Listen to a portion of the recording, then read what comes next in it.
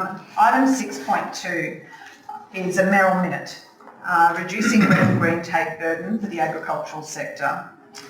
I'll just give some background on this. The agriculture's foundation industry of the Bundaberg region, underpinning our economy, our identity and the livelihoods of thousands of local families. From cane growers to horticulturists, macadamia farmers to small croppers, our producers face rising input costs, volatile markets and increasingly complex regulatory obligations at the local, state and federal level. Council regularly hears through our Ag Committee that the cumulative weight of compliance, development approvals, environmental permits, vegetation management requirements, biosecurity paperwork, water licensing and reporting obligations is adding significant cost and delay to everyday farm operations. Much of this tape originates at state and federal level, but Council has a role to play both in how it applies its own local regulatory requirements, in advocating strongly to other levels of government on behalf of our farmers. There's a difference between regulation that's necessary, proportionate and grounded in sound science, and regulation that has accumulated over time in response to public sentiment or advocacy campaigns without a clear current evidence base. Both red tape, administrative and bureaucratic burden, and green tape, environmental compliance requirements, deserve scrutiny on this basis, not to remove legitimate protections, but to ensure every dollar and every hour a farmer spends on compliance is justified by genuine, demonstrable outcome. Council's position: farmers are this region's best environmental stewards. Nobody has a greater interest in healthy soil, clean water and a stable climate than the people whose livelihood depends on it.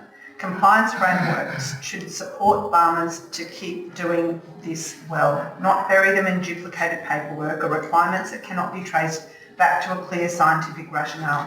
Where compliance costs are demonstrably linked to sound current science and deliver a clear public benefit, Council supports them. Where they are outdated, duplicative or driven more by advocacy pressure than evidence, they should be reviewed and, where appropriate, wound back.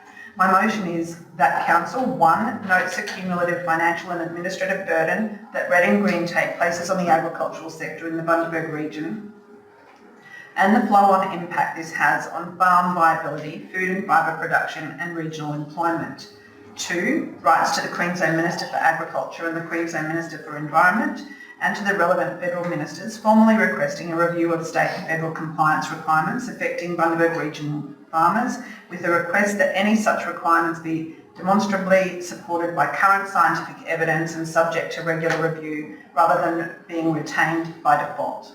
3, affirms Council's position that environmental and compliance regulation should be based on rigorous, up-to-date science and genuine risk, not on unexamined assumptions or emotive campaigns, and that the cost this places on individual farmers and the broader food and fibre supply chain must be weighed as a serious factor in any such regulation. And 4, commits to advocating on behalf of the Bundaberg region's farmers as a matter of ongoing Council priority, recognising agriculture's central role in our regional economy and identity. May I have a seconder, please? Councillor Bartels.